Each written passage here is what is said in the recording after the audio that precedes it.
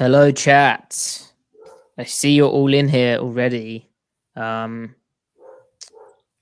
We've been having a preamble about pretzels. Griff's lovely doggos, they can perhaps smell the pretzels. You can hear them? Only a tiny bit. Chat, can you hear the dogs barking in the background? I feel like, if I can, then chat probably can, but I don't think it's a big deal.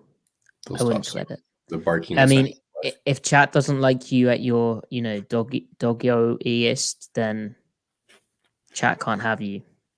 Perfect. Yeah, nailed it. Good to see the usual names in here. And KJ, welcome on X. KJ, congratulations. You are our first X person tonight.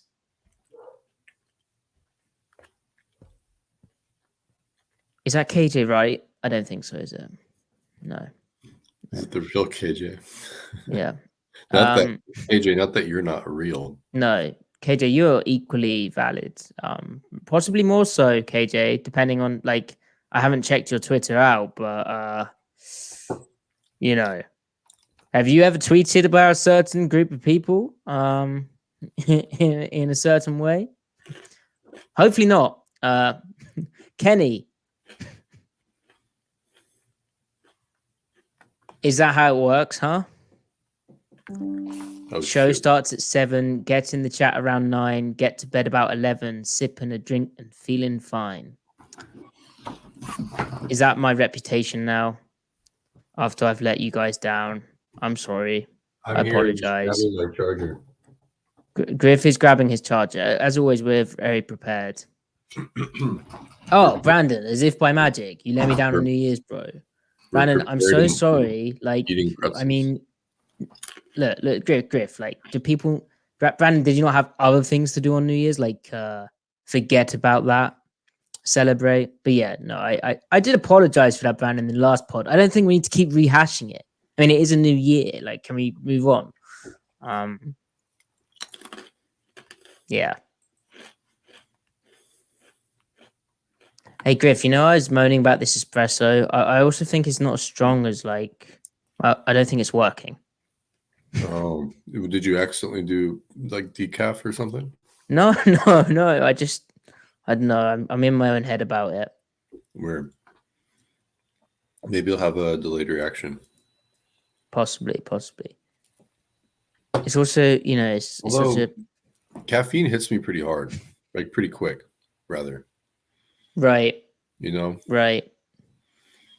Yeah. I wish you could, I've said it before, but if you could get that feeling 10 minutes after a very big cup of coffee, you could just permanently operate at that level. Maybe. There's kind of diminishing returns, though. Sure. I don't know. Jen, good to see you. Monjombo, good to see you as well. Right. Griff, should we just do this thing? Yep. Although this does have the sort of sourness that a good espresso should have, compared to my mocha pots. Yeah. Well, yeah. I'm happy for you. Thanks, man. Thanks. That's really good, Matt. Yeah. That's really good. Yeah. Cool. Tamas, good to see you. Happy New Year. Is it Tamas? Correct me if I'm wrong. Isn't it really late where you are? I could have that wrong. Or maybe that was a different Tamas. Monjombo. Oh, this. Did we watch Junior Colson, Michael Barrett in the Rose Bowl, Griff? Did we? Probably. I mean, I probably did without realizing it. Probably, yeah.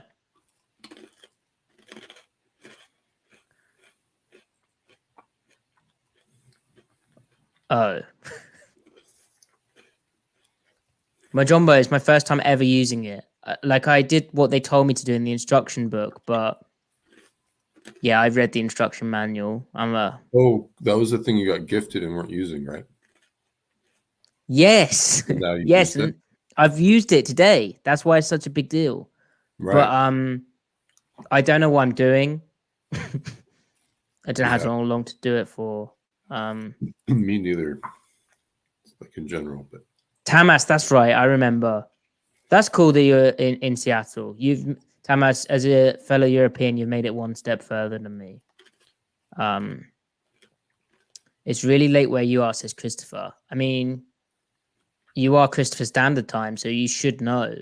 But I mean, 2:36 a.m. is not that late. Thank you, Monjombo. Very good tip. I wasn't planning to, but I'll be sure not to now.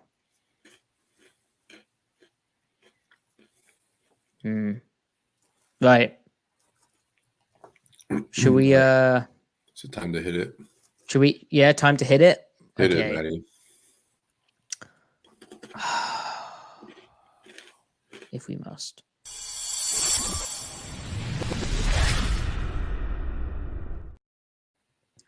Welcome to the Seattle Overload podcast, where Griffin and I are going to break down the Seahawks defensive tape. If you can call it defensive tape, given the defensive product that the Seahawks put on display in Week 17 versus the Pittsburgh Steelers. Yes, that sucked. It was 10 explosive plays. You look back on them and it's like, how on earth did this happen at the NFL level in Week 17 of a season when you still, in theory, have, well, we talked about the talent a bit, but there's some talent there. It was rough. Griff, before we actually look at the precise plays, do you have any overall thoughts on this? I mean, there's not much room for cope at this point in the season, but yeah, I mean, we can just spend our time assessing what happened this game. It's two-pronged again with like execution and the scheme. I don't think the calls in and of themselves were putting them like at a major disadvantage the way we kind of talked about last year. There's a little bit of that.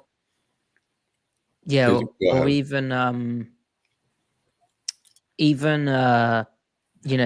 was it Monday that we recorded? Yeah. Yeah, like they did quite a bit of stuff this game and they were fairly multiple-ish, like what they were calling was giving the players a chance to do the right thing. And so therefore the execution side of it is also two-pronged. It's the players combination of another combination, them simply not being good enough.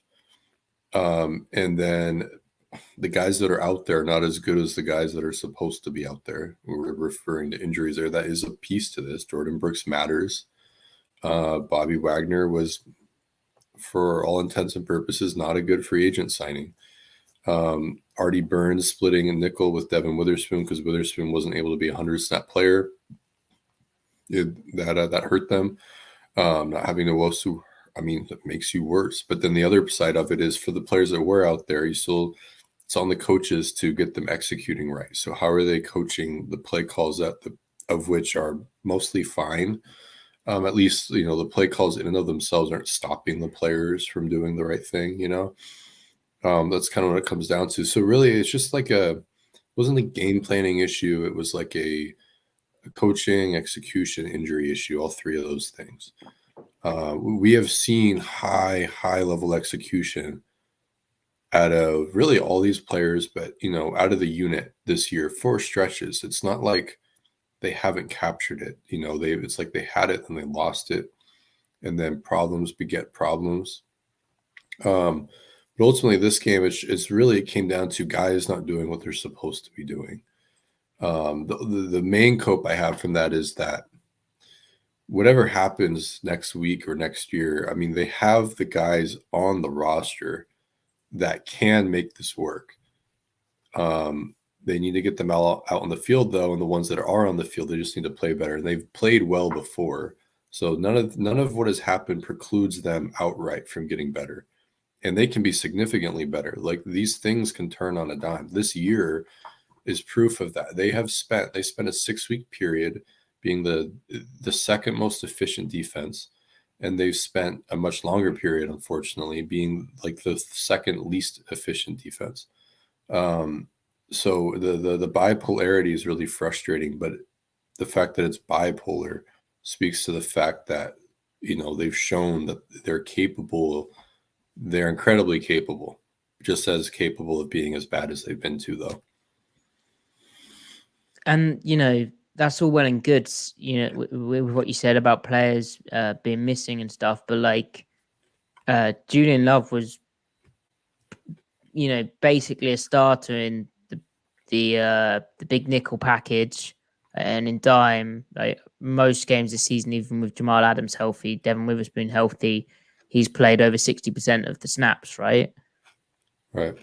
He was really poor in this game, and he's played throughout the season in the system. Reek Woolen, abysmal in this game, and he's played, he's the starting right corner. I do not understand how, regular starters in this scheme in week 17 mess up like what is very, very kind of basic details that they should be on the same page with at this point in the season. And I just heard an echo for some reason. Of me? Of you? Of me. Is it all in your head, maybe? Possibly. I don't have my headset in, so. Well, there you go. Anyway, never mind. Chat, let us know if there is audio issues. It should be okay. But, I tweeted about it. As someone who does coach football at a much lower level and lesser level than the NFL, but likes football, likes scheme, is a big nerd, as you guys know. When I see, when we've worked on something in a very much limited practice time and you don't see what you've worked on kind of carried out in the right way, or you make a mistake as a coach, that haunts you and you cannot sleep because you're like, how on earth have we spent all this time on this one thing and then we're not quite getting it? What can I do to get the message across? And I cannot understand how, with the amount of time they have in NFL practices, and we've heard multiple times this season, Pete Carroll say stuff along the lines of, well, we practiced that play. We knew they were going to do that play. They didn't surprise us with that play, and yet we still messed it up. There's clearly a problem with how certain concepts are coached up to players, and then there's clearly a problem between the communication between different players as well. And that's what this tape is going to show, along with, Mason Rudolph is hot right now. So hot right now. Him and George Pickens have a connection. There's some things there. They did play well, the Steelers, and Pete Carroll went on the radio and said how, he's always going to take the blame for stuff like that. But he said how maybe they got the emphasis wrong, and that at the start he was, it didn't show up play calling wise. Like play calling wise, they're fairly balanced. Like they put a hat in the box when they needed to, but maybe just kind of psychologically he overemphasized explosive plays and stopping explosive passing plays after Pittsburgh's success in the previous week versus the Bengals.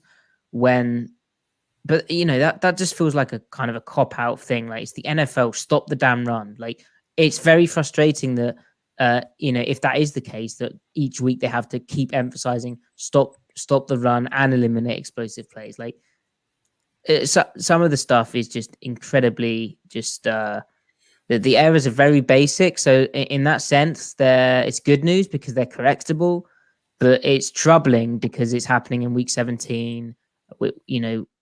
We've seen some of this stuff, like, the cover 3 issues throughout the year. We've seen it from the same kind of players. There's the usual suspects as well. So then, it's all well and good. You can be like, get rid of those players. But also, there's a theme emerging that the coaching staff isn't able to communicate their ideas across to the players and get a consistent execution out on the field. Yeah. And that does fall on coaching.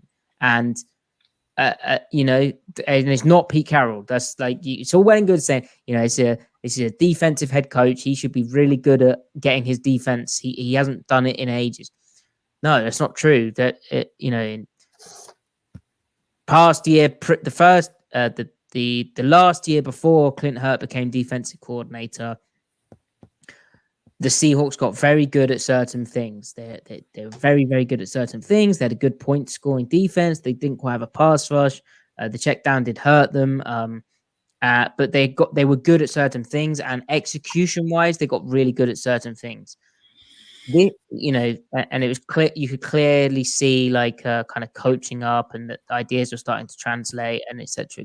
And evident. Now Clint Hurt's here, and that hasn't happened, and that's not just Clint Hurt. It's all I can't keep saying it's all well and good, but it's not just a defensive coordinator. It's positional coaching, because it's not the defensive coordinator who coaches the details of each thing. Now they need to fully communicate the vision and like what is important in the scheme and the rules within the scheme and how certain things influence certain things within the scheme. But it's up for the positional coaches to then coach that to the players, and clearly that's not happening right either. That was a bit of a rant, but just very, very frustrating. I would not be able to sleep if I was in the position of Clint Hurt, because it would be so frustrating watching this. Like but I would be introspective, and I'm not saying Clint Hurt isn't, but I'd be introspective, searching for why this keeps happening, because it's just embarrassing. They're not. To beat a sales like this is ridiculous. It's absolutely ridiculous. Yeah. I mean, we'll get into it, but some of the coverage busts they had are stuff that like even like the Tedrick Thompson, Delano Hill Seahawks weren't busting, man. No, they didn't. But they wouldn't bust it. No, they just like get beat. Like, but they're in the right area. They're maybe playing a bit too deep, or they just lose. Like miss the ball in the air. Yeah. It's in this case, it's like one guy playing the incorrect technique because he sees it wrong, type of thing. That was, also, we kind of talked about this already, but like, I don't know, like, I really believe that some guys are static, and that they're whatever the talent that's in front of them, they coach whatever relationship they have to their talent, they're directly proportional to the talent. So if they're a maximizer, if they have, 2 out of 10 talent, they might get 4 out of 10 production. You get 8 out of 10 talent, you might get 10 out of 10 production. 5 out of 10 talent, might get 7 out of 10 production. And there are some guys, I believe, that if you give them 5 out of 10 talent, they might get you 8 out of 10 results. You give them 3 out of 10 talent, they might get you 1 out of 10. For example, I'm saying what they do with their talent isn't always directly proportional to the talent, what they can do with different talent thresholds. I think Clint Hurt might actually be fine if he has, 6 out of 10 talent. He might get everything out of it. He might make it better than it is. Not every DC necessarily can do that. But I also think that if you dip below that talent threshold, he is not good at putting out fires. He's not good at correcting large-scale problems.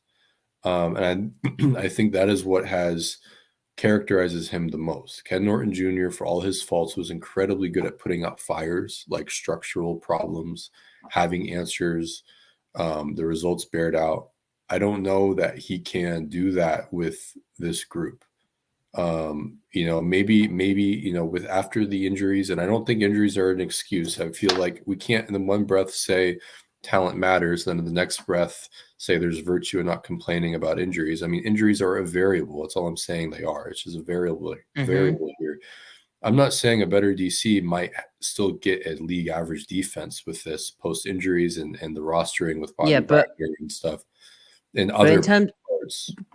But sorry to interrupt, Griff. No, in terms of injuries, like because it's inevitable that we turn this into like a wider discussion of her, and we at the end chat after we've looked at the tape, we will assess whether Hurt should go, and then potential candidates, if there are any candidates to fill his seat. So stick around for that as well. But in terms of the injuries, this game, Griff, like if you just look at this game, right? Uchenna Nwosu, obviously a big miss. But they have Trey Brown, they have Michael Jackson, they have Reek Woolen, they have Spoon back, and he might not be 100%. He missed a bad tackle, but they have Spoon back in the lineup. Jamal Adams is out, but Spoon back in the lineup. They were going to play him probably a fair bit anyway. They have Quandre Diggs, they have Julian Love, they have Bobby Wagner. Jordan Brooks, obviously a massive miss, but then the front's fully healthy other than that. Mario Edwards is a miss. But injuries are a part of the NFL. It doesn't really. I'm not saying you're saying this, but it doesn't fully explain that, does it? No, it's only part of it, and I'm going back to kind of my thing of like what different coaches can do with different levels of talent. I think that he makes a mediocre group worse, a bad group terrible. He might make a good group great. And I think that's kind of what he's done for stretches. They've gotten great results for stretches, like month and a half plus 2 months. But then it falls apart. So, and he's, he gets credit for the good stuff and he gets all the blame for the bad stuff, as he should. And there's been certainly more bad stuff than good stuff. So at this point, I'm just saying, I'm really only playing like devil's advocate. I'm still. You're trying to be rational.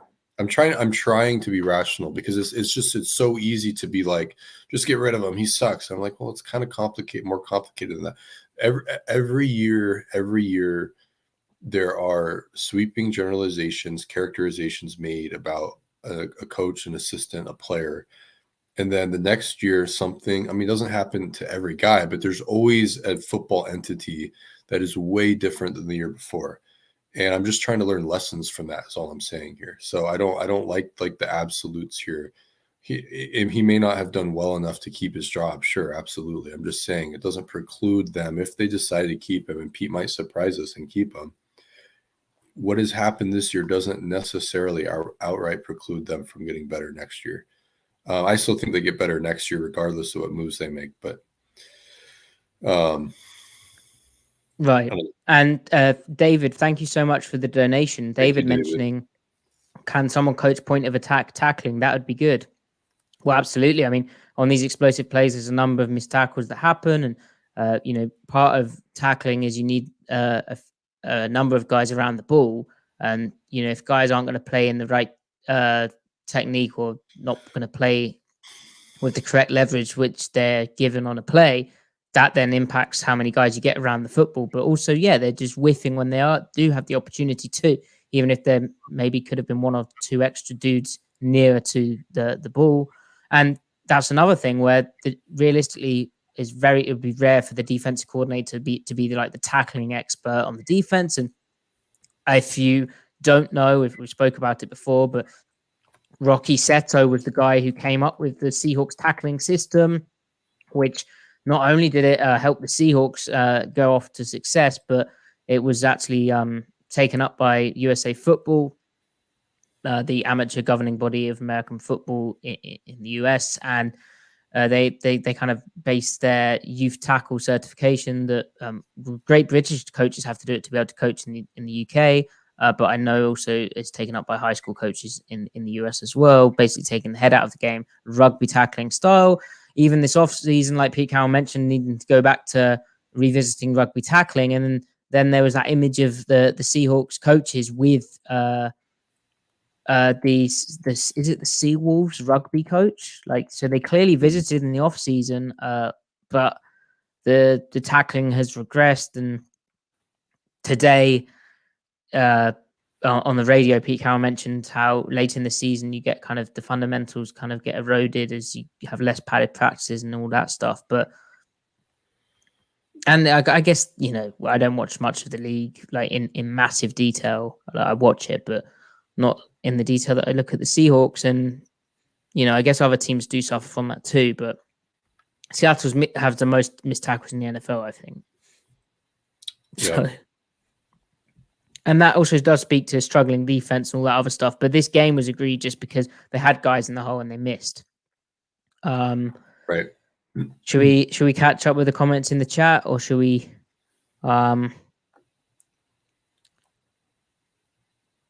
You hate the overall structure of the defense, says Galen. It feels so rigid. Like, why can't they do the overfront Fangio stuff and the nickel bear? Makes no sense. Yeah, we kind of touched on that, but yesterday. But the kind of just getting rid of a whole bucket of approach is a bit odd. Yeah.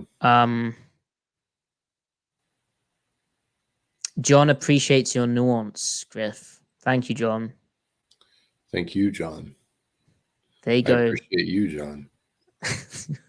Wow.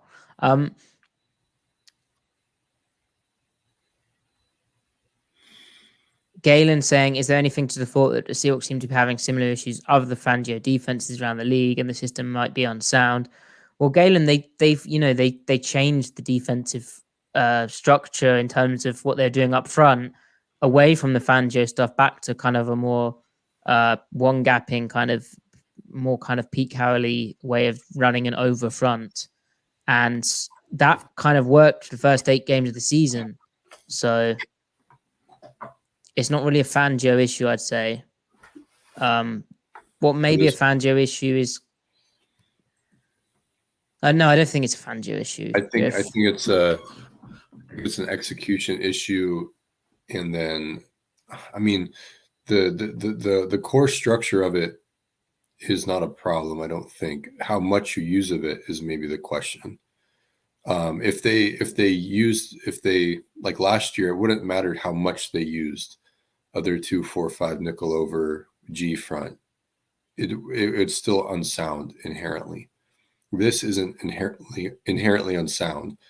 I think it's you do need the players for it still, but like a realistically attainable players, which they did have until they didn't. And then and the only problems with it can be fixed by having, like, any front structure, any front world has on paper weaknesses. These aren't weaknesses that can't be fixed though via supplementary calls and simply not spending as much time in it. Again, Ken Norton Jr., you talk about the pass defense if you want, but the run defense 4 years running, 4 years in a row, they were the 8th ranked run defense over 4 years with rotational players, in and out guys that they signed for veteran minimum. Those defensive fronts are quite. And he had variety. He had variety. He could live in Bear. He could live in the over front that they're doing, the reduced over, reduced under, nickel over. He could do it with anyone in there. He could do it out of 1 high and 2 high. So it's not a complete world out there. And the ironic thing, the weird part, who was the D-line coach during that period? Clint Hurt. Clint Hurt knows this stuff. He doesn't just know it. He's coached it. He can go look at the call logs. He knows what has worked and why. The fact that he hasn't installed more defenses, I think he's really afraid to not have a pass rush. And he's leaning it too far into the idea of, it's all about the pass. Like the pass defense sucks right now. We should remember the final 3 months of the reason why I'm optimistic in general, and the reason why I don't think it takes that much to get back to what they could be, is that the final 3 months of 2022, they were the 7th ranked pass defense by EPA. I mean, they were hard to throw on after September. October through December, they were tough to throw on last year. So, and there hasn't been that much personnel change. That's why I think that just, pushing the right buttons, getting a guy or two back, they can be what they're supposed to be. Doesn't mean they will, but I'm just saying, they don't have to do 5 to 6, 7, 8 different things, big, huge things, changes wise, from rostering and scheme and this and that. Units can be fundamentally different, and it doesn't have to be. It can be like a couple of things that can change your fortune. So, sure, and again, this past game, they could have run any defense, and they tried to do quite a bit, but it was more just almost unforced errors, which you're going to see. So here we go. John, I will try and shape a question around that. I see that in the chat. Right. So this is the first explosive play, and this is like one of those where this is kind of what we were talking about, how players can just get out executed. This isn't a mistake from anyone. This is the kind of a weakness of cover 3. And it's a tough route for Mike Jackson to transition to. He tightly contests it. He just kind of misplays the ball in the air, like the way he swats that pass. It's a good completion, right, Griff? Do you have anything more to add? No, Jackson's playing it well even. He breaks down when the receiver does. He recovers well. He's in position to get a pass breakup. It's one of those where, what point is this in the game? Not fairly early. Yeah, could almost intercept that. We've seen Geno get intercepted on exact proximity of receiver and DB this year. So yeah, So, that sort of stuff happens and you just go, okay, well, that's fine. Right. Now, this isn't an explosive play, this next play, Griff, but this is a more what on earth? This actually comes back on a penalty. But this is the type of stuff which should never happen in week 17. I don't understand how that happens. It's just people asleep, basically.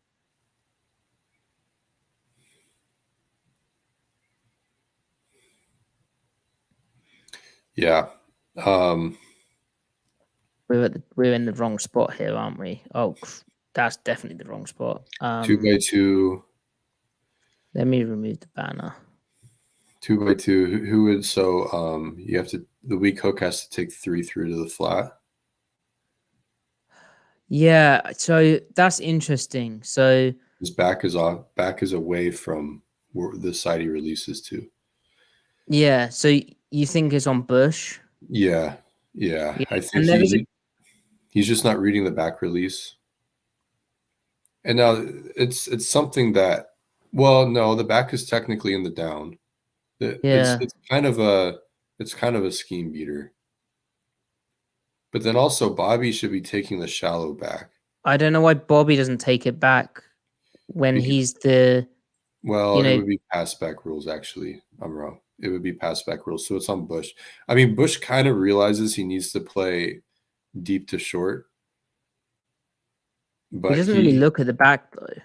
Well, he glances, I guess. Well, he thinks because the back isn't, he thinks the back is blocking. I mean, he's technically, he's right to, he just needs to, it's pass back rules. So that you pass back to the weak hook. Bush needs to take the shallow because it's not split flow. If it's not split flow, it's pass back, not take back. So he needs to, especially knowing that Julian Love has a match, right? It needs to be Bush. Now, the irony is that if Bush is not supposed to take it back, he has a really good weak hook drop here, which is the funny part. But also, how Bobby doesn't even get any depth. So at a certain point, you should just have Bobby take this back and have the weak hooks just stack the hook, Yeah. Then you wonder how is it being game planned and coached. But it definitely seems like Bush is just late to it. And now if Julian Love isn't carrying it, then they're totally well leveraged for it. It's ultimately just bad cover 3 match is what it is. So, but I do think this is on Bush here. Yeah, and it sucks for Bush because obviously he'd have wanted to do really well in this game against his former team, but he had big time difficulties in this game. Like he just was really bad. Yeah.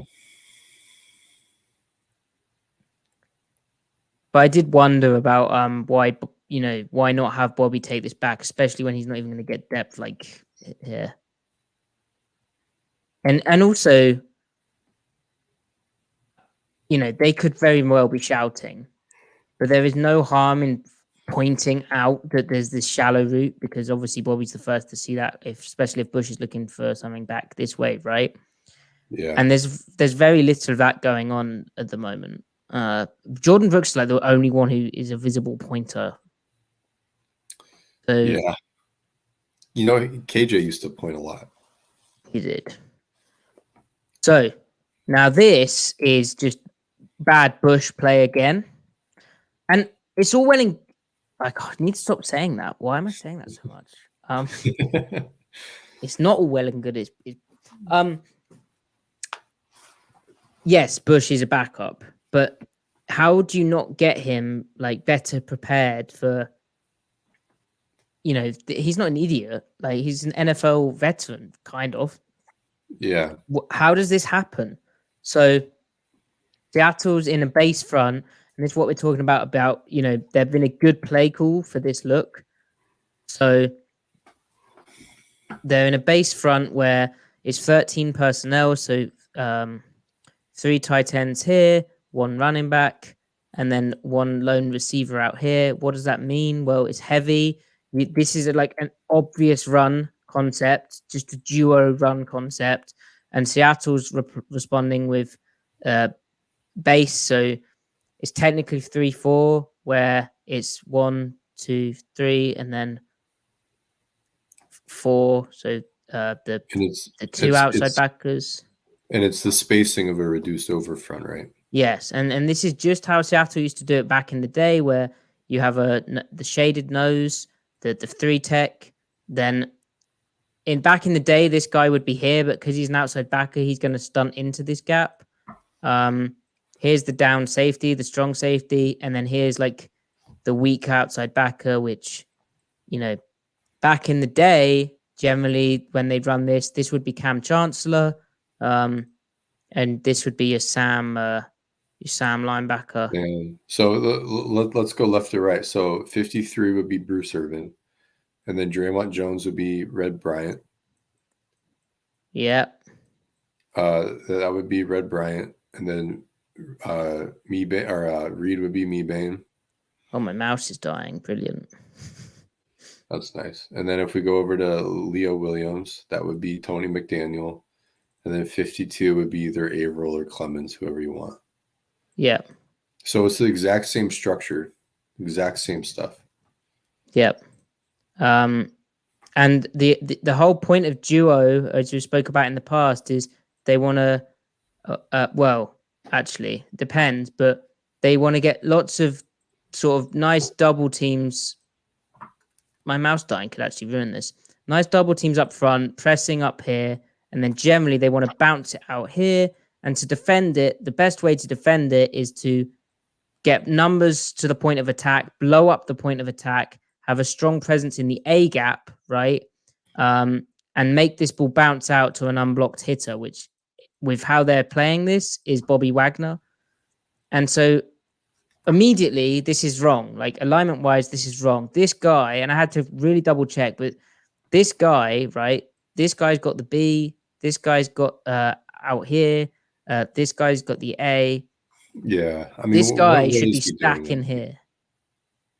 Yeah, I mean, the only thing is he cheating his pass assignment? Now, post snap, he certainly is. But what's the alignment? Why is he in a 40 almost? Well, he is in a 40. I think he has a brain fart and thinks, well, in base, we run under front looks as well. So I think he just plays this like under, because if it was under, he'd be more like a 40, right? It would be like tan and then 10 and then well, let me draw that up.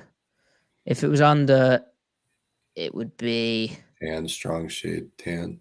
Yeah, that you'd have the safety here and Bobby like here.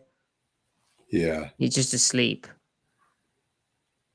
Anyway, so it just lines up wrong, and not only does this make it harder for him to get in here, like just from that standpoint, but it means his eyes are on the guard. Whereas, really, in this instance here, if you're lined up here, you could almost you have more time to get into this if you need to, but also you can take your eyes to this to get a quick indicator of what type of run it is.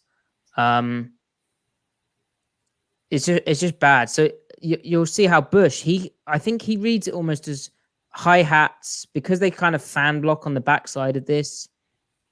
He reads it as hi-hats, like play action, and ends up like backpedaling in a really bad fashion as though it's play action. So yeah.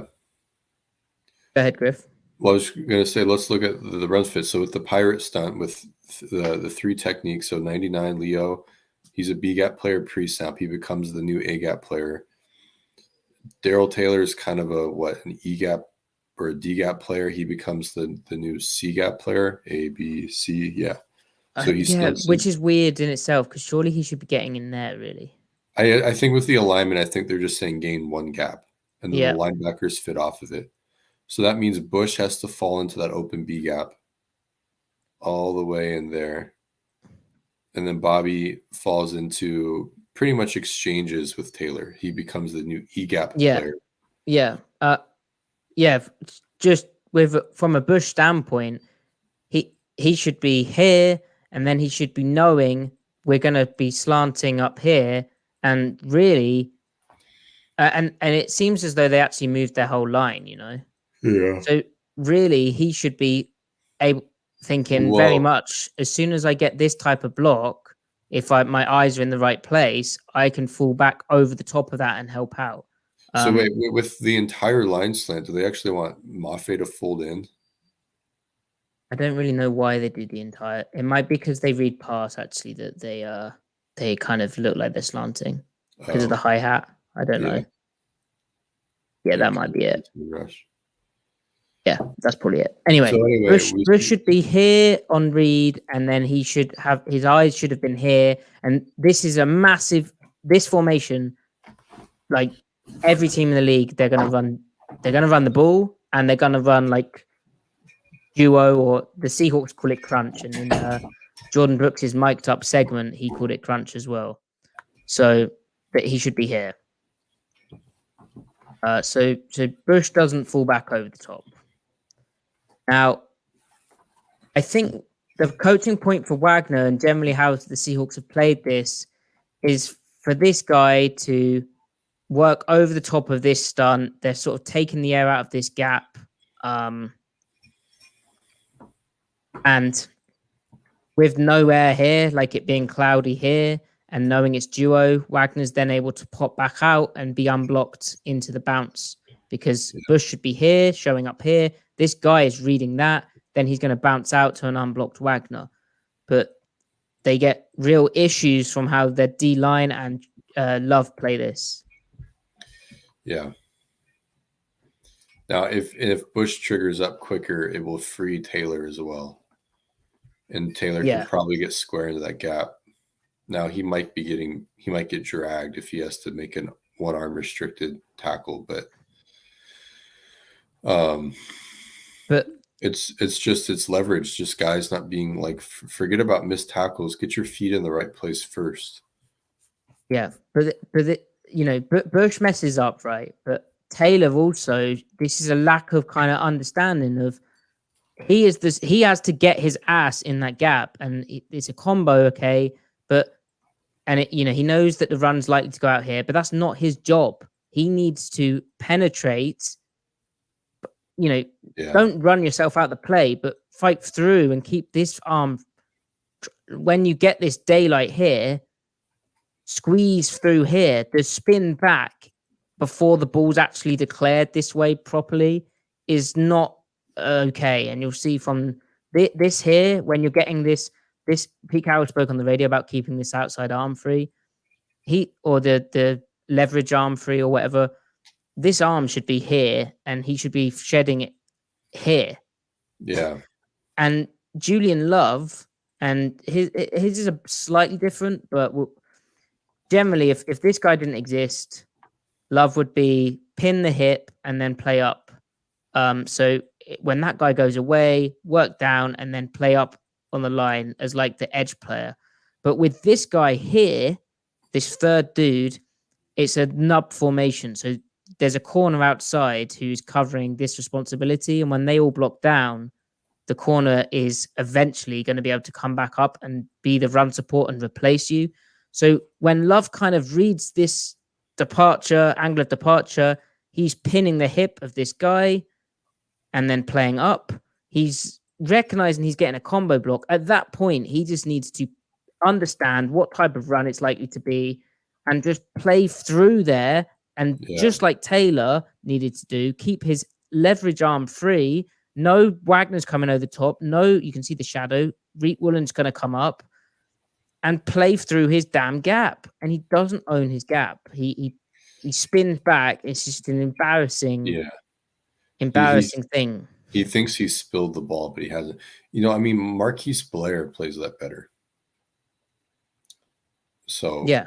And that's a coaching thing, right? So watch both these players. You can see how there's a crease which forms here with Darryl Taylor to make this play. And there's also a crease here with daylight.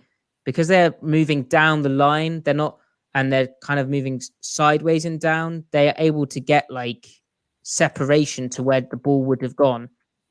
Both of them spin back when there's air here, there's air here. And Bush obviously should be. So Wagner was unblocked by design. They had the design for Wagner to make the play. They had Woolen unblocked, but the rest was not. I mean, this from Taylor is just not good enough. And yeah. Yeah. Nwosu on this play, whatever Bush is doing, Nwosu probably makes the TFL, or well, he doesn't because the ball gets bounced because he actually does his job, and then Wagner makes the TFL. But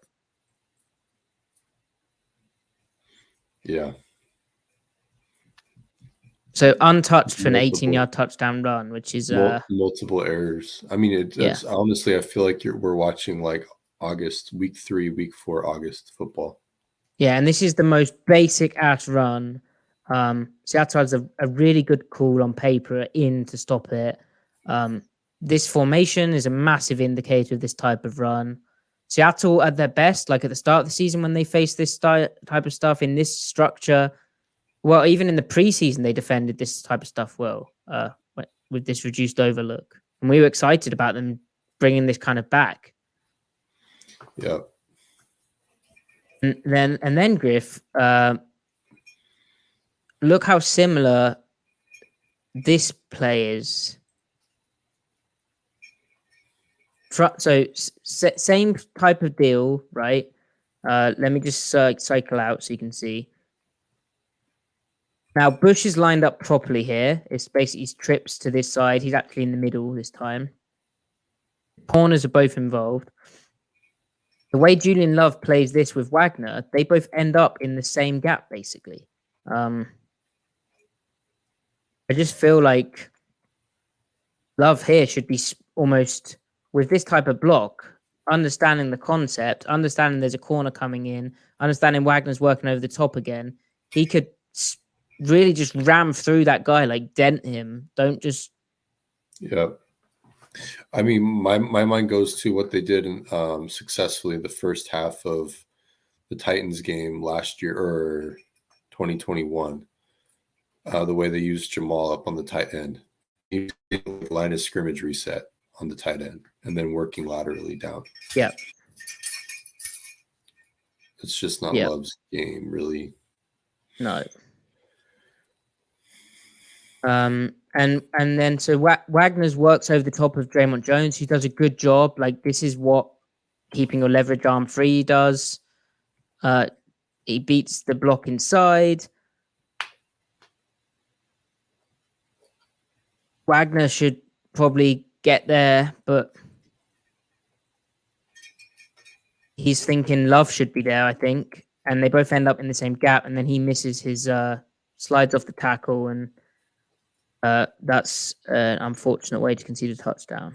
Yeah. And Devin Bush has a moment here, which I don't understand. Yeah. Nor do I. Yeah. So that's unfortunate. So there's some similarities there already where it's kind of not quite understanding the edge play. And, you know, that sounded like something smashed, Griff. It's my dog shaking his head. We put bells on his collar. I can hear them. Yeah. It's very Christmassy. Yeah. If they get too loud, let me know. It just sounded like a very vicious head shake. Like a Santa in a hurry. Like a what? Santa in a hurry. Yes, yeah. Or no, Santa like fell off the chimney sort of thing. Yeah. Yeah. Right. Now this is another just embarrassing cover 3 play. And yeah, we're talking about Jamal Adams being out. Like, Jamal Adams would have played those plays absolutely impeccably. That's like what he's very, very good at, being that kind of presence on the edge. Yeah. So this is just base again, but and they're just given up that. Oh, have I missed a play out here? 1914. Oh yeah, I have. So the play before that, when they come out in nickel, and Pittsburgh does what a lot of teams do and get success on this front, where the B-gap bubble is a bit tighter, but they send, rather than being really wide, like Taylor for some reason plays this super wide all the time, but they send a guy through the B-gap bubble. I think the funky snap actually makes this more difficult. Terrible. For the defense. Like, I think it helps it pop. But ultimately, because I don't know if this guy would fold usually. Like, they ran this play again and he didn't. Maybe he would actually. It's same side. Like counter. Not quite. Oh, yeah. It's like a G lead, like same side G lead. Yeah. And this is like a funky run concept. You know, I said about how like duo from 13 is expected. This is a bit unusual. Yeah, like you never see that. Like that's cool even. But they actually key it well. Like Spoon does a good job running that out and then treading to the ball.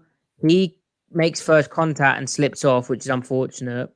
Well, it's not unfortunate. He needs to wrap up properly. He needs to be slightly lower. He needs to lower his aiming point. But yeah, it's a very tough tackle to make. Wagner. Yeah, go ahead, Griff. I was just going to say they do need Wagner to stay leveraged on the tackle once it's time to work over. Wagner doesn't break his feet down. He's so worried about getting outside and doesn't really trust Spoon that he just doesn't break his feet down, so he gets olayed. So in tackling terms, it's long stride. He should have been. It should be short strides to the point of contact, sinking your butt down to make the tackle. He's just running. He's just sprinting. He never breaks his feet down at all. Yeah. And Devin Bush's pursuit angle is like he's the only player on the field. Like he overlaps Wagner. Like his help is here. He should be fitting inside of Wagner. And he just completely... I think he's just almost trying to run away from this lineman, but he completely, like, what is he doing? Yeah, I think he thinks the running back's momentum, he would go through Devin too, or Witherspoon. I just don't think he thinks there's any chance of the ball going back, cutting back at all here. And Warren is a very elusive back. Like, he's forced the most broken tackles and missed tackles combined in the league, according to SIS. I believe it. Percentage-wise. So this is kind of funky as well. I think that weird snap actually helps the timing of the play.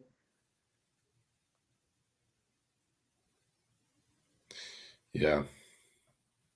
But the and then how about this missed tackle from Quandre Diggs? In Love. It's like panicked tackling at that point. They're panicked. Yep.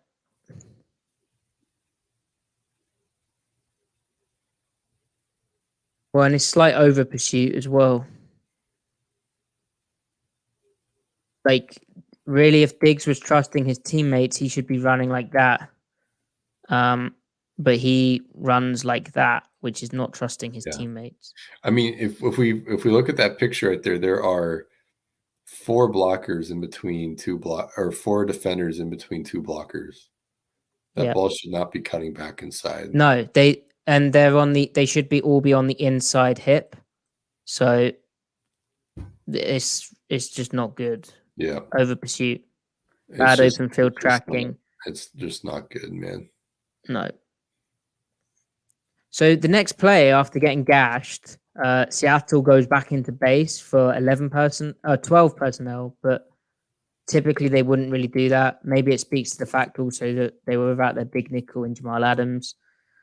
So this is just cover 3. Yeah.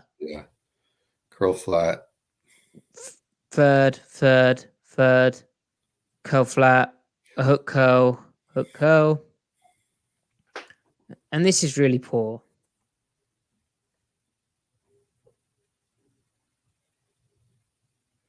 It's actually a nice field hook drop from Bush. He kind of knows what he's doing in zone dropping. But yeah, so what do we think here? Do we think that does Julian Love have an assigned seam match? Do we think? It's a stack, right? So generally, guys, as we've covered before on the show, the way to beat cover 3 is, 2 over here, 2 over here, run 4 verts. You can threaten 4 verts because you have a guy in each slot. The free safety has to pick between one of the seams. You throw it to the other one by looking him off. Teams know that, so they'll in cover 3, they'll match the routes in Seattle, especially in base, right? The down safety would match the first seam, and the high safety, if they got 4 verts, he could lean his post third drop 60-40 to the second seam route, and then let the quarterback take him to where the ball's going, etc., etc. But I think, Griff, surely that kind of thing, they are less likely to run 4 verts. Like, I think Julian Love decides he's not going to match it because of that stack. Right. But Rick Woolen plays it like he thinks Julian Love is matching the seam, right? Right. Or what does he? Because if you look at his feet, it starts off like kind of square and a pedal. No, his eyes are all here. I mean, and if he plays bail, if he stays perpendicular, then he's giving up a free access out route. Like, it's kind of hard to play a midpoint. But that's why you sail. That's why you sail with Love. True. And then it's just a beta, So he's just buzzing underneath it. I mean, normal. I don't know what Love's doing though. Like, his eyes are awful. Why is he? What? Look at the quarter. So the Pittsburgh probably runs sail out of this. He probably thinks he's being really smart. But why is he down at the line of scrimmage as well? For the screen, like, it puts him in such a tough spot. Yeah. Because if he was here, he'd be able to, and see the quarterback. True. That's a good point. But ultimately, guys, what we're thinking is Reek Woolen, with how Love decides to play it, Reek Woolen should be midpointing. And again, why are they not on the same page? Why, if this is a common look, Love clearly is using a sail technique where he's hinging, putting his butt to the sideline and almost becoming that cover 2 corner to drop for the deep corner. If he's doing that and not matching this guy vertical, why does Reek Woolen not know that? That should be like a day one, like, game plan thing. You're planning on running base versus 12 personnel. It's basic cover 3. It's a tough, like, this route might get thrown. Like, that's maybe a tough one for Love to play, especially if he's starting down. But this doesn't. And this is a disaster because it's an explosive play. And they almost get he almost recovers, but it's just, I don't understand how stuff like this happens. Yeah. Yeah. In week 17, It's strange. It's very strange. They've given up a lot of seam routes in cover 3 this year. Yep. This isn't the first time there's been a mix-up like this. Yeah. And the whole purpose of, like, Seattle's old cover 3 stuff was never to give up the seams. No seams, no posts. Like, that's your one thing in cover 3. If they want to complete this, like, the cheesy, like, out route throw here, then let them.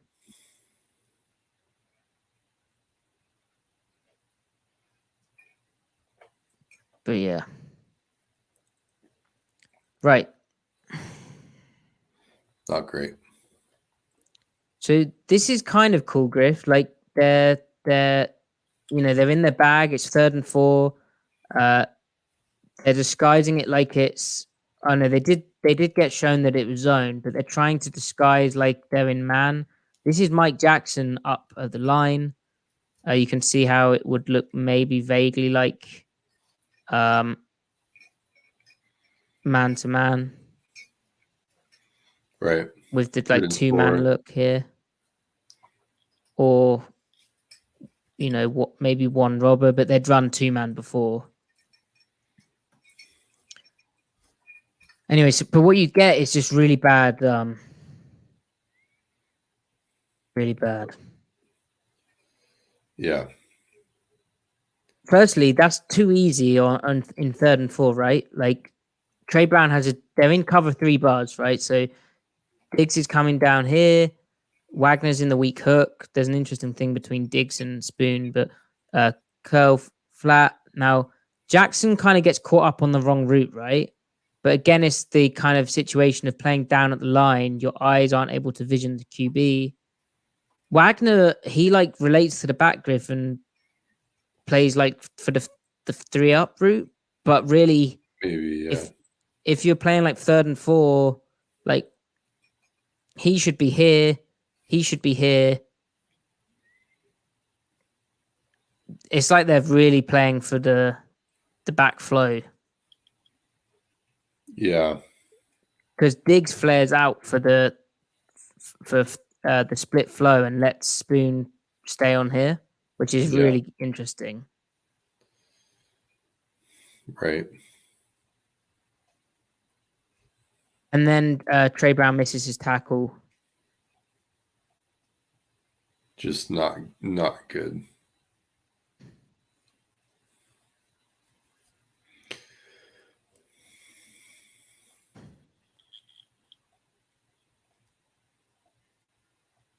And you can really see this is a good example of why he misses his tackle. He's too far away. Like he's too far away, and then doesn't get any shoulder contact. It's just a loose arm. Yeah. I wonder how they mentioned something about going low on like tackling weights or something.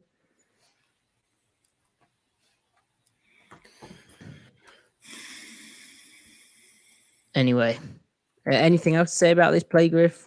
No, it was cool that they tried something unique, but execution. What was the timestamp here? 23:37. Right, so then the very next play,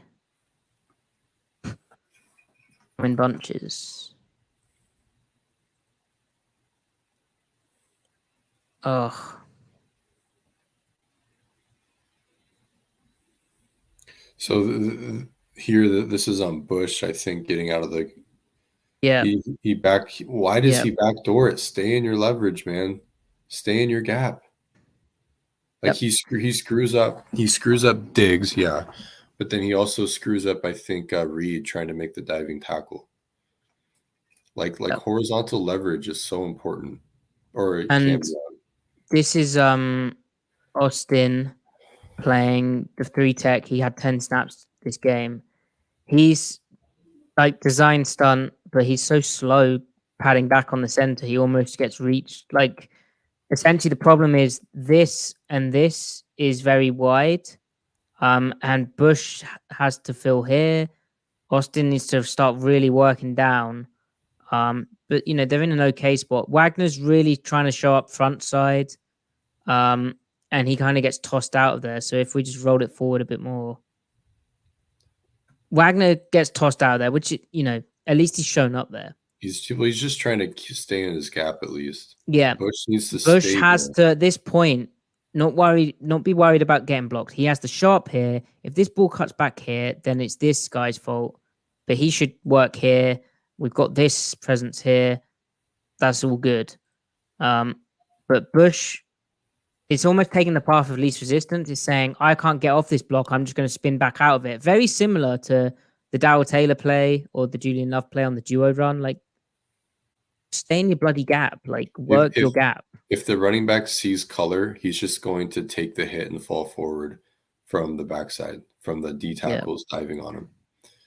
It's it's gap fits. It's for every gap you have a defender. If you stay in your gap, then the ball will come to someone. You don't need to chase the ball in gap fits. You just chase your gap, and then the ball takes care of itself. So Bush backdooring this, like, because Diggs is trying to fit off of Bush. So when Bush works back, then both Diggs and Bush are in the same gap, and then it gives him more room the running back more room to expand, making it harder for the backside pursuit to squeeze down. It's bad all around, man.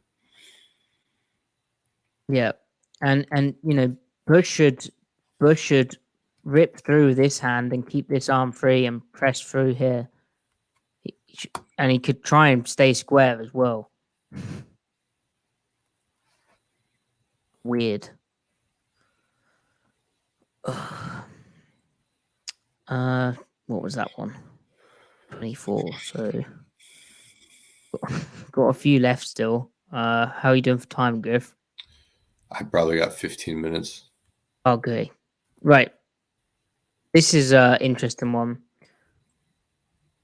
So let's watch it through and then look at Diggs' reaction with Wagner. Again, Bush is bad. Yeah. I do actually wonder if they'd play like, I know Patrick O'Connell played the preseason as the Mike, but I do wonder if they'd actually play him over Bush. It was that bad. Yeah. If Brooks can't go. So did you see Diggs' reaction with Wagner? It's not an explosive, but just watch at the end. Yeah. They're having a conversation. So why might that be? Well, generally, Griff, Seattle's blitzing here, right, as they love to do. Yeah. Sending 5, and then this side, they always have a choice of cover 2 or cover 4. This side, they look like they're playing 2, right? This side, it looks like the 4 side. And then these two players this season have been just like spot dropping. Like they've just been like sitting here, right? Yeah. And just looking at the quarterback, drop into a spot, looking at the quarterback. And generally it's worked pretty well. But because they get like 4 strong, right? Like Wagner like pushes through. Mm-hmm. And it just leaves this hole. Which again is really sloppy. But then I don't know, should Bush have pushed off the 4? We don't actually know, but it's just they haven't done that all season. So, and then the context of Diggs talking to Wagner afterwards. Right. Like, did he just cheat that he thought it was screen? Because they are setting up a screen if this isn't there, right? Right.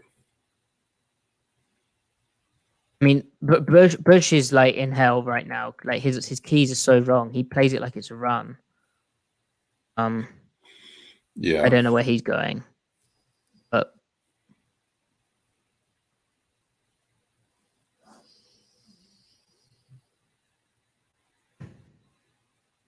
again, like you'd have game planned this pressure in.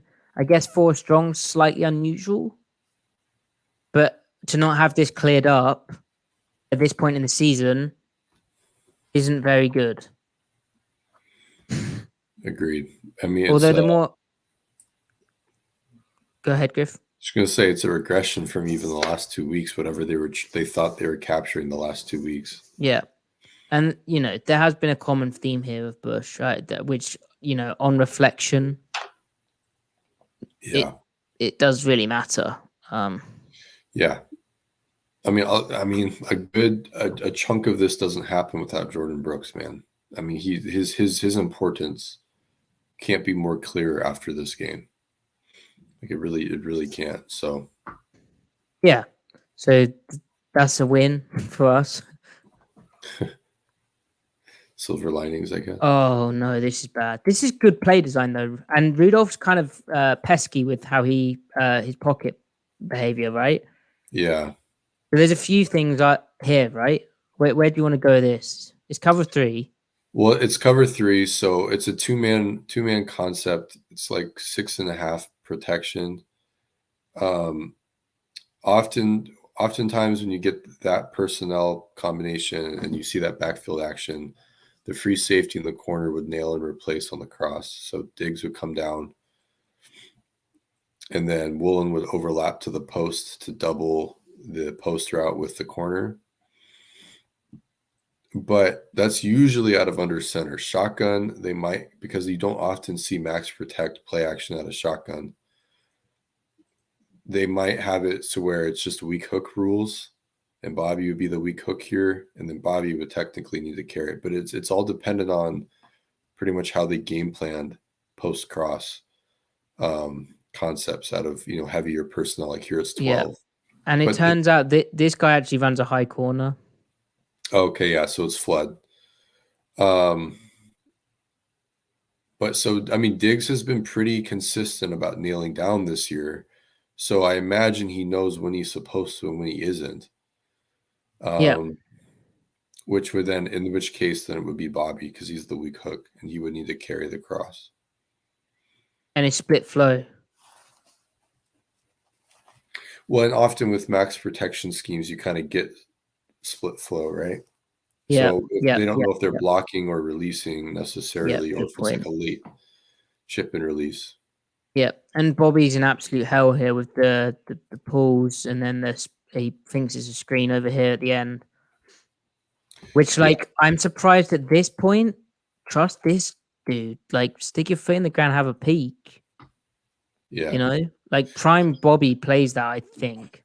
Oh, easily. And the thing is, but even if Bobby is alert to this, he's not playing this either. It's getting thrown. Right. That's kind of the depressing, like fatalistic piece of this. Even if Bobby plays it right, he's still getting beat. And again, really hard. Last year, this scheme right now that we're looking at on this screen, rush 4, cover 3, the Seahawks were the best pass defense, not just from week 6 on or whatever. The whole season, rush 4, cover 3, they were the best pass defense in EPA compared to other teams in rush 4, cover 3. They have fallen hard, and they were good the year before that too. It wasn't just Yeah. So the cover 3 rules have just regressed, and so everyone understands what is going on here. And Carl Scott was coaching that second, right? Like he knows how to coach cover 3. He comes from Nick Saban. He knows what cover 3 is. So the other thing I don't get, Griff, here is back in the day, single receiver, even if there's a tight end there, we're going to play it like read. And so this third technique chat would be basically man on this guy vertically releasing. Anything upfield, you just play like man-to-man, which is why it always looked like the Seahawks were playing press man on the outside when they're playing zone. Now, this is a tighter split, so maybe Reek's thinking he needs to zone it a bit more, especially with the mix-up with Love earlier, right? Yeah. But when he sees that there's no threat, right? He should be looking through.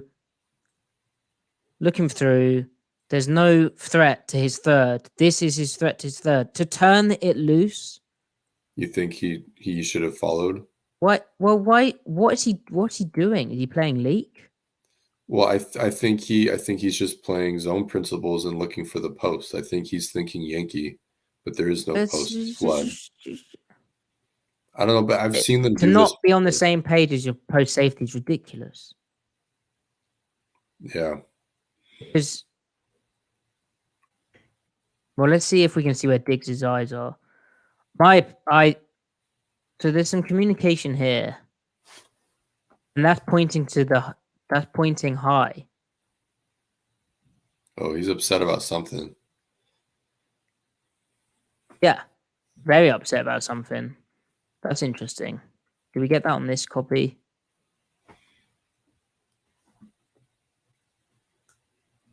I don't think he saw it. He's trying to talk to Tariq about something. Yeah, so I think that kind of is a confirmation. As in, like, I'm not nailing down, so you need to because look, the way he and pointing to the sky, implying he's staying high. Like, look, the way he opens, he doesn't really look at this route. He's opening here, looking for this. Yeah. He's playing his post.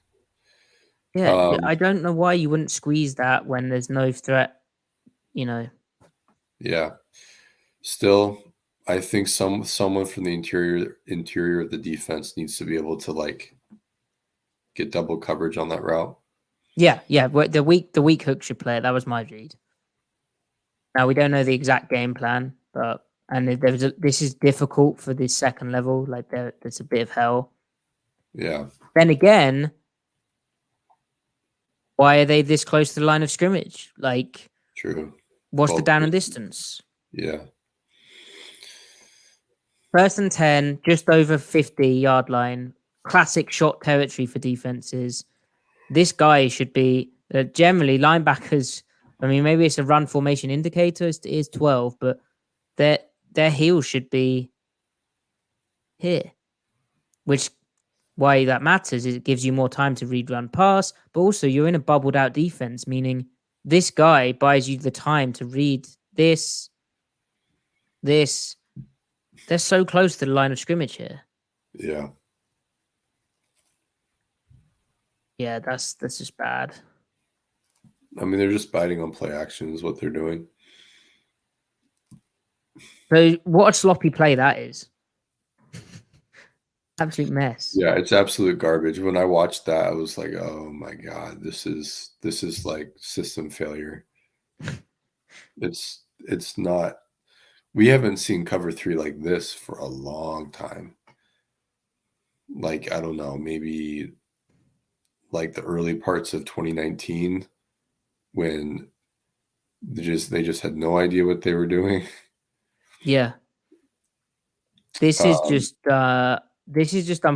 This is just a great play and a great throw and a great catch, really. Yeah, it's man. Like you tweeted, like Michael Jackson's playing what he thinks is a cross. It's what DK Metcalf got Stephon Gilmore on in that Patriots game in 2020. It's the same play. Pretty much. And the corner just reads it wrong, Other thing I noticed is Bush's pick here isn't that he's like he should stick here, understand your job, clear this out. This guy's blocking down on you. He actually ends up obstructing Bobby. He just gets smacked around. He's trying to make the sack himself. You kind of get the feeling that he was kind of freelancing a little bit, trying to make. I think he was trying too hard. Like that pursuit play where he's just sprinting like a maniac, overlapping everyone. It's like he's trying to make the play. Yeah. I mean, if Devin Bush was surrounded by better players, which to me is just getting Nwosu and Brooks in there, and if he had like weeks of being able to stack reps, I think he could be an average player overall. I think he could help them in coverage a little bit. But I'd bring him back on a minimum deal and just let him compete with the draft pick at will. Move Brooks to Mike. Don't pin any hopes on him. But give him 900,000 to compete, type of thing. Right. And he is a good special teamer. So like whatever you need backups on your roster. This I hate from a play calling standpoint because you're selling out to stop the run, right? I don't know whether it's cover 0 or I think it's like goal line cover 3. Where the post safety doesn't exist almost. Yeah. I don't know. Strange, yeah. But if you're selling out to stop the run, right? Just play bloody man. Why are we disrupt the short route? If they complete the deep ball on you, well done. Why are we playing like this without any help? I don't get it. Just disrupt the short pattern. Like, why are we playing a zone third here when? I mean, Bush, I guess, is technically push for width with quick game.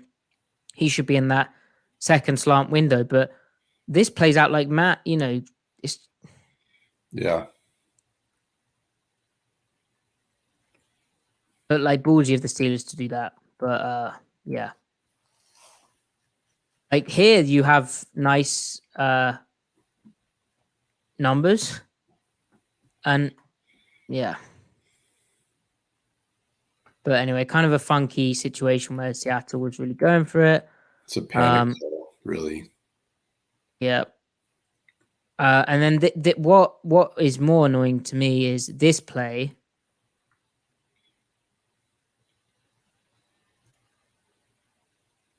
So 3rd and 7, right? They're selling out to stop the run. Griff, do you think they're max fitting here? Do you think this is like?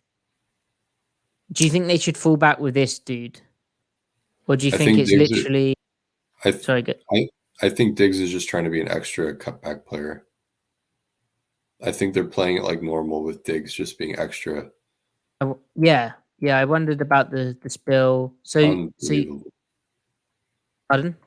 This is so bad. Yeah, I mean they're trying to make plays at this point, I guess. And Pete Carroll pointed out how in the run game in the second half it got down to 2.6 yards per carry compared to the first half badness. But they did have some like good run. They did have some fight in them, and it really the first half fuck ups were just guys like making deliberate choices that were poor. Is kind of what it came down to. It was it's really just lack of consistency. It's lack of discipline, not from like a, I don't know what I'm trying to explain. They're just not staying consistent with their rules through the snap, really. So is this on Bobby trying to make Leonard Williams right and then like completely vacating the A gap? Yeah, I think Leo's just trying to make a play himself. Which I mean, he's so good at being able to play heavy to guys and still look. He's still in his gap. Yeah. I guess it's bad for Bobby. Bobby's trying to make him right. Bush is thinking he's fall. I don't know why Bush is really falling back that much. That's why I wondered about the fullback, because like Bush, or is he just trying to dart into this B? I don't know. I think Bush thinks that the B gap is closing, so he's like, "Oh, I should work over the tackle."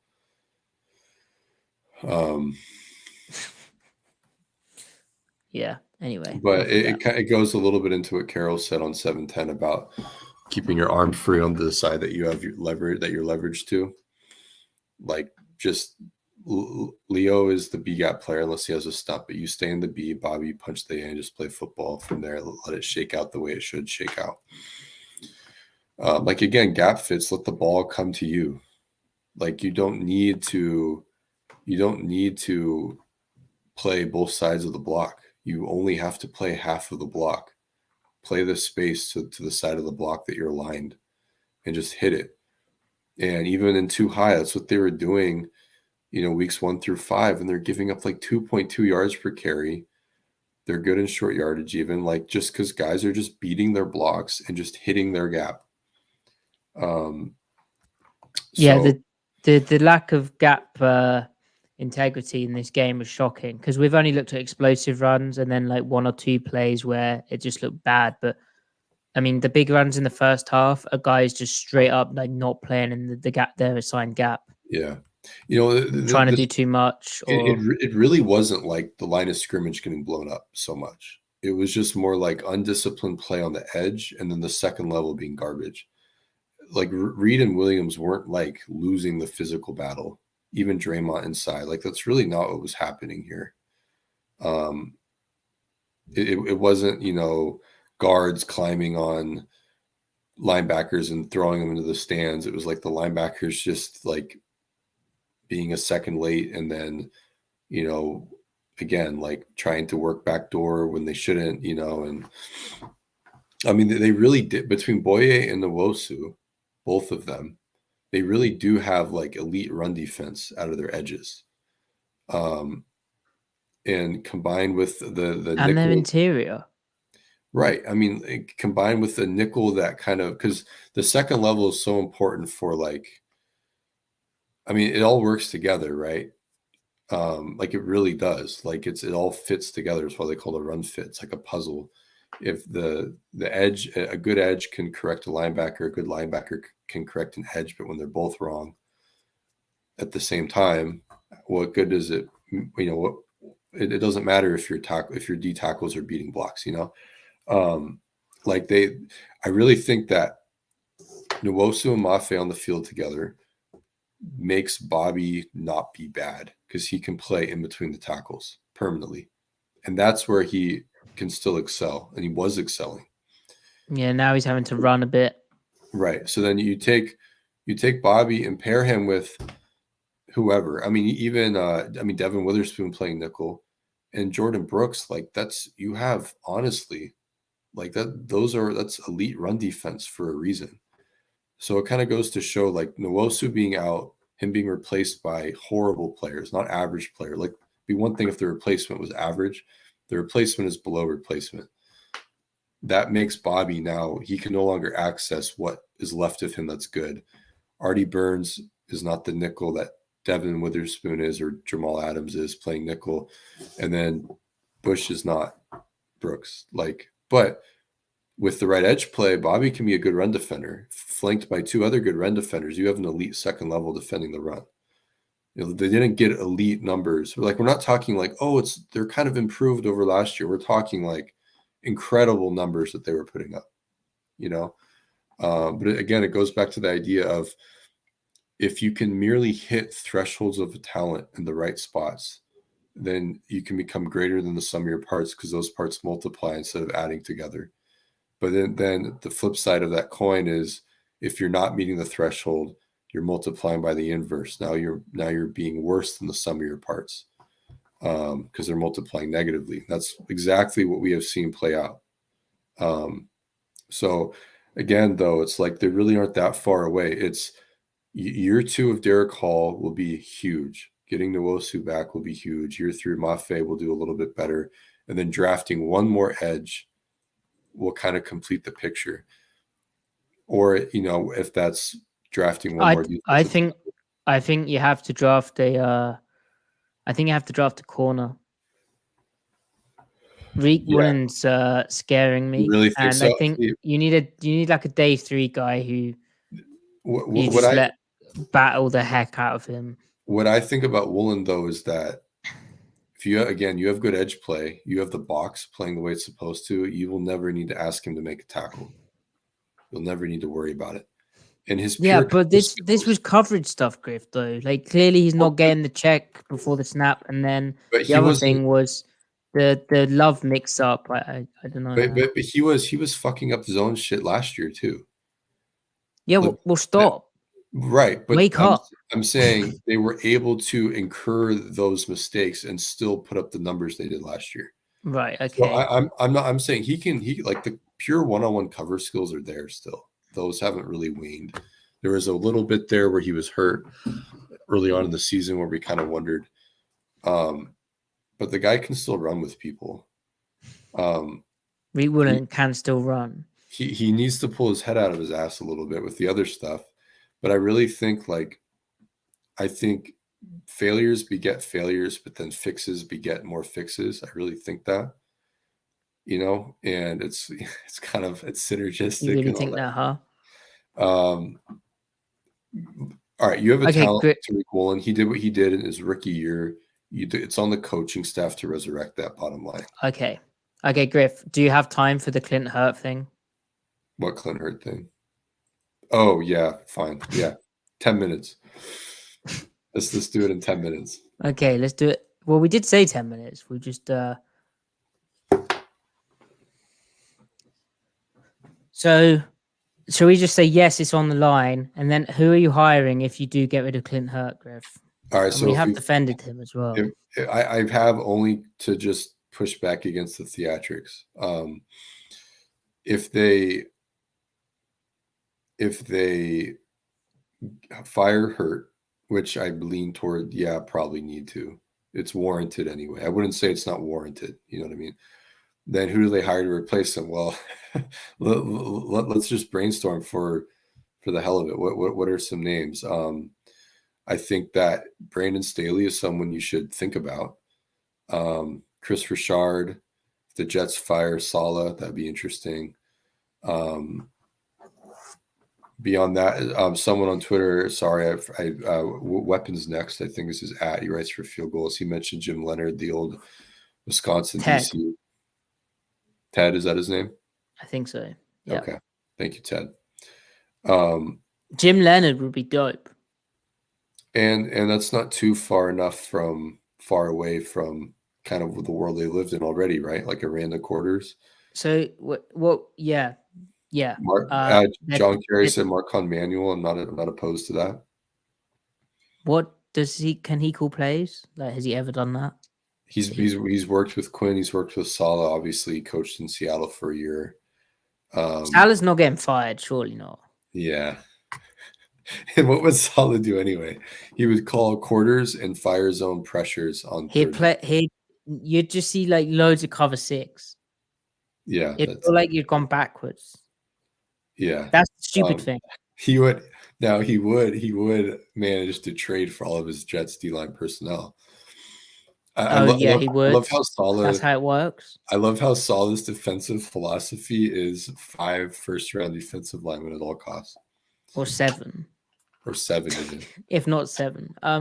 So what's the theory of Staley, Griff? I think that he is a good game planner. I think he has good situational play calling as well. Yeah, he does the feel for it, right? Right. And then I think that he's good at he's probably a good practice coach. He's good at coaching the shit. Like the 2020 Rams defense had the same personnel, improved on what Wade Phillips did the year before. Chargers, his whole Chargers tenure, he's not a head coach, at least not yet. When he took over play calling the second half of 2022, the Chargers were the 4th best defense in the league. And he's not afraid. He's also shown he can switch up. He doesn't lean on what worked with the Rams. He actually adapted a little bit. He kind of became a one-high man pressure, zone pressure team and leveraged his skill sets. What was the best aspect of the pass defense last year? It's when they played one high and they were able to accentuate their skill sets. Cover 3, man, didn't matter. They really didn't do that much man, but they coached cover 3 so that it mimicked the facets of man, right? Mm-hmm. So, I mean, theoretically, I mean, it's very simple. It's like, okay, Staley, yeah, your track record is a little mixed, but we're giving you these talents. We're giving you Devin Witherspoon. We're giving you Tariq Woolen. You've got a really good post safety and Quandre Diggs. He doesn't give up deep shots. And then you've got pass rushers, and yeah, we're going to get you one more pass rusher. Oh, hey, you also have a middle linebacker that can carry seams. You didn't have that in LA. You didn't have that in either LA spots. So do something with that. And that's kind of the directive, you know. And I think he can get at least that up to the ballpark of what they should be, which is a north of average defense. I think if they keep the run fit philosophy that they instituted with the one gapping, 4 down, you know, and getting the nickel involved, they keep guys healthy and reinforce the depth. I think the run defense can be respectable. And also Staley's looking to, you know, resurrect his name brand, right? I think Seattle shouldn't be viewed as an unattractive spot for that. And it wouldn't be a culture shock to the players either because like a lot of the techniques are the same. Anyway, what do you think? What do you think about Staley? You just hate it? No, hold on. Oh no, I'm not even gung ho on this. I just think it'd be, you know, plausible.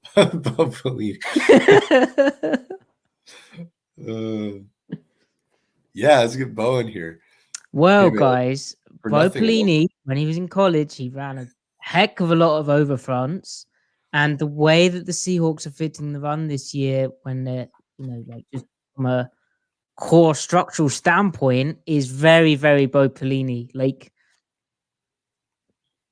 yeah, and he ran a lot of 2 high, a lot of middle field open. obviously coached with Pete Carroll.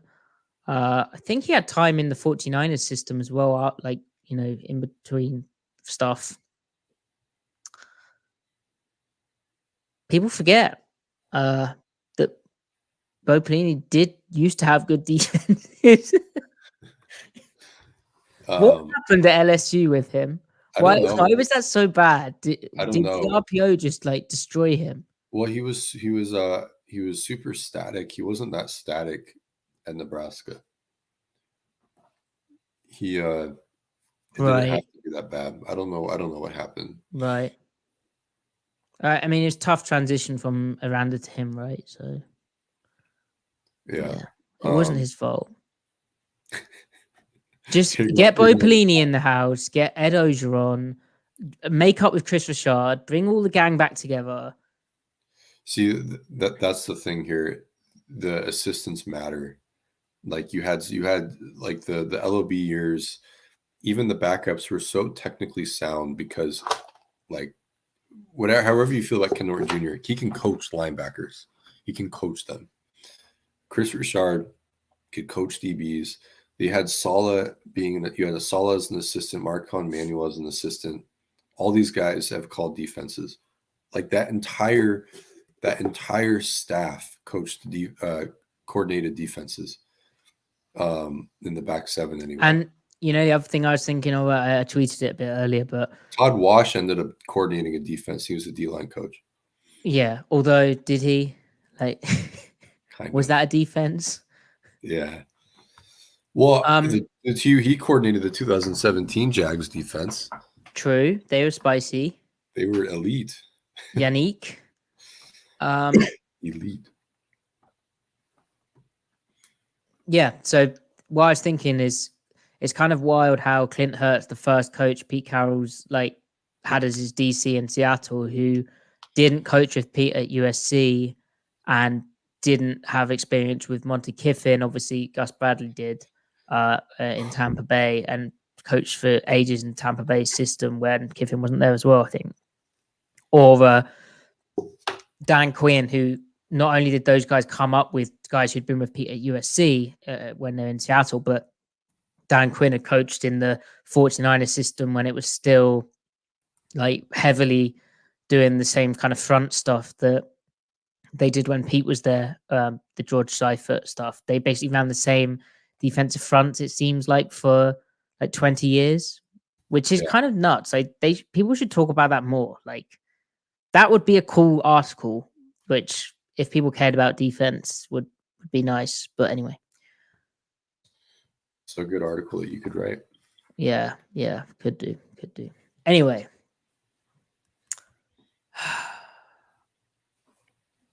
Yeah. So basically the candidates don't look that great, Griff. You're trying to and that's also the problem when you're coaching in the NFL for so long. You kind of run out of dudes, when you fire everyone. Yeah. you might need to bring someone back. What really happened with Chris Richard? I don't know, man. I understand moving on from him in Dallas, but then he gets hired to be the co-defensive coordinator, defensive back coach with the Saints, and they have really good pass defense 2 years in a row. And he coaches cover 3, but then he's also infusing quarters. I mean, he embraced the too high transition and coached it well. I don't know why he hasn't gotten a job.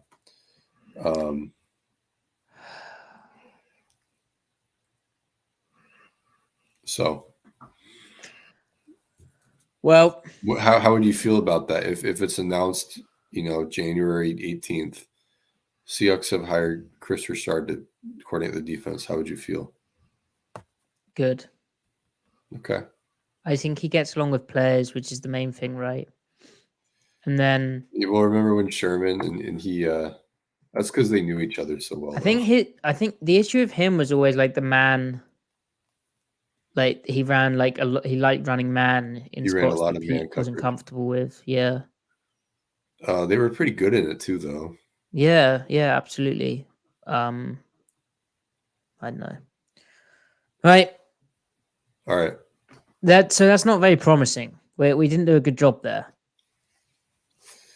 I think I did a great job. Just kidding. Oh, yeah, but collectively, No, we were awesome. Okay, chat. So thank you so much. We had so many people. Like, I don't know if it was the juicy thumbnail, juicy topic, but yeah, thank you everyone for participating live. Please do like the video if you haven't already. Comment down below. Follow Griff on Twitter at CMike's Spin Move. Follow me at Matty F Brown. Follow the pod at Seattle Overload to know when we're next going live. Please do also just put in your podcast app, whatever you use, Seattle Overload, and give us a 5-star review. It helps us grow. Share it with a friend. Post it in your forums. And then until next time, yeah, thank you, Jen, for saying nice hat. It's great to see like returning names and some new names as well. Really do appreciate you guys spending your evening with us as well. Yeah, Jen, it's a topical hat because Griff, where does the draft start?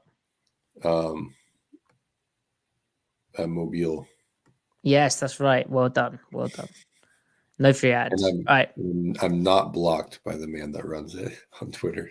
Oh, you're not? I'm not blocked by him. That kind of surprise. Well done. Yep. I'm not either because I'm not poster. Bye.